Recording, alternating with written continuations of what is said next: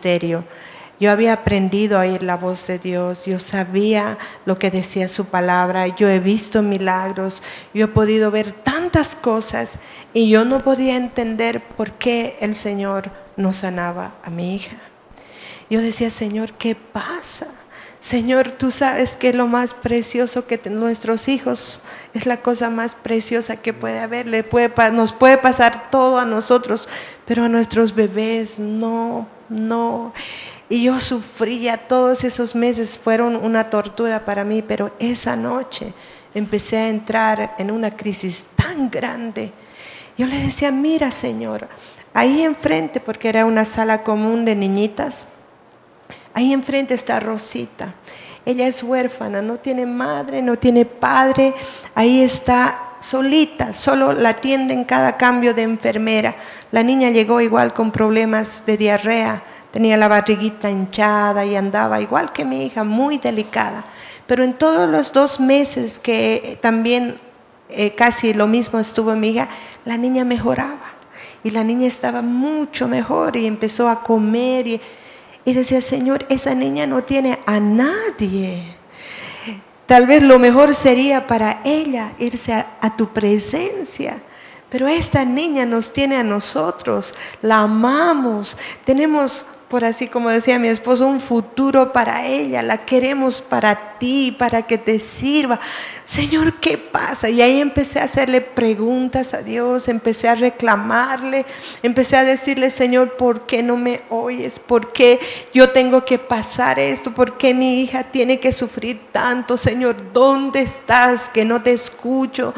Y empecé a reclamarle y a reclamar y a enojarme contra el Señor. Nunca me había pasado eso, pero mi corazón empezó a reclamarle y a reclamarle. Y le dije, ¿de qué me sirve haberte servido todos estos años, haberte entregado mi juventud, haberlo rendido todo a ti, Señor? Lo hice porque te amo, pero yo no veo que tú me amas. Yo no veo que tú quieres hacer algo para mi hija. Yo no veo, ahora es cuando te necesito. Y empecé a pelear con el Señor esa noche. Y fue tanta mi angustia y mi dolor que yo me enojé con el Señor. Y le dije, ¿sabes qué?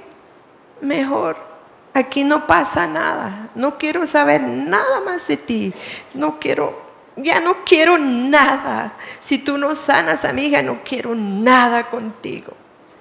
Y en ese momento que empecé a decir esas palabras, yo sentí el mismo vacío que yo había sentido cuando no conocía al Señor.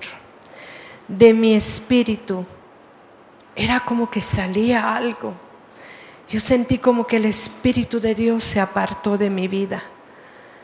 Y empecé a quedar sola, vacía. Antes de conocer al Señor, yo tenía mucho insomnio. Y yo quería llenar ese vacío con muchas cosas.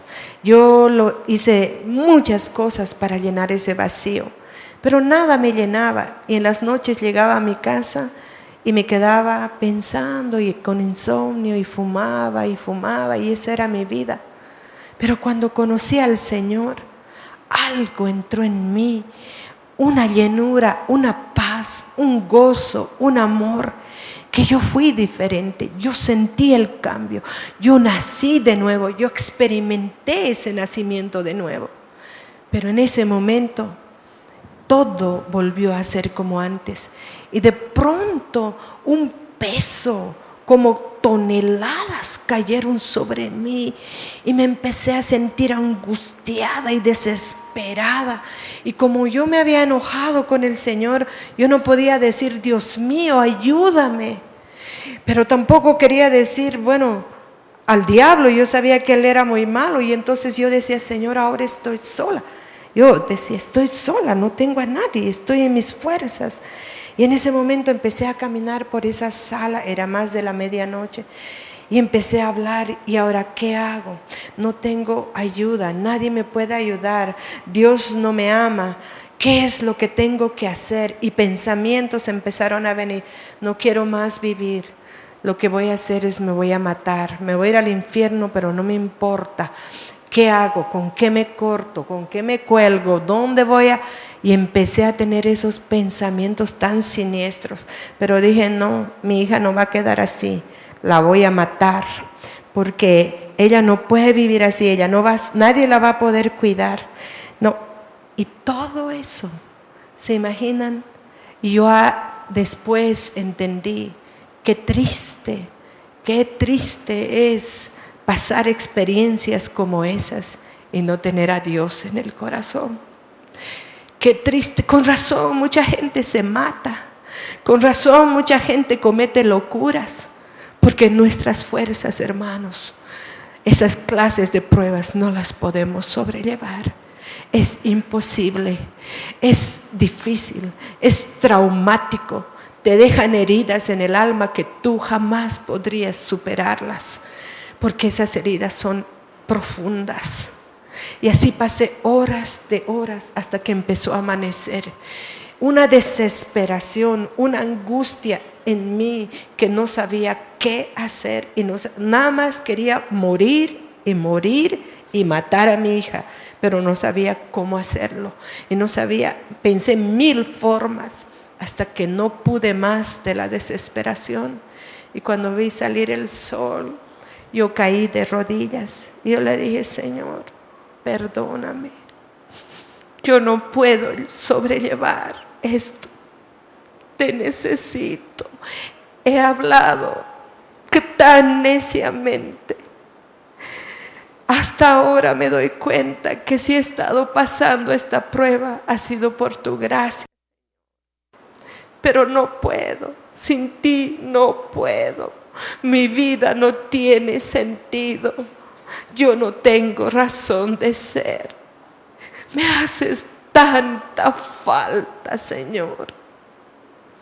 Y ahí le dije, perdóname, me arrodillé y le dije, Señor, perdóname. Yo sé que hasta ese momento solo tu gracia me ha sostenido.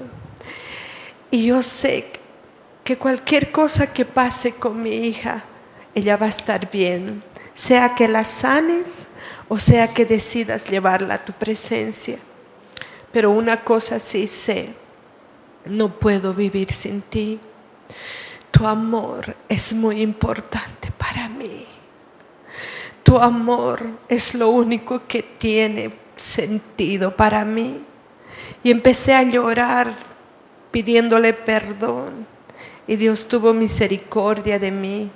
Y su espíritu descendió y sentí como me entraba la paz, esa paz que el mundo no puede dar.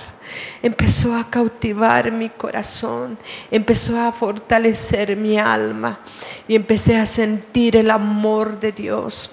Porque otra cosa que yo aprendí a conocer al Señor como un padre. No tuve un papá que me amó. Tuve un papá que me abandonó y nunca más se acordó de mí. Él era mi padre. Y yo le decía, Señor, gracias.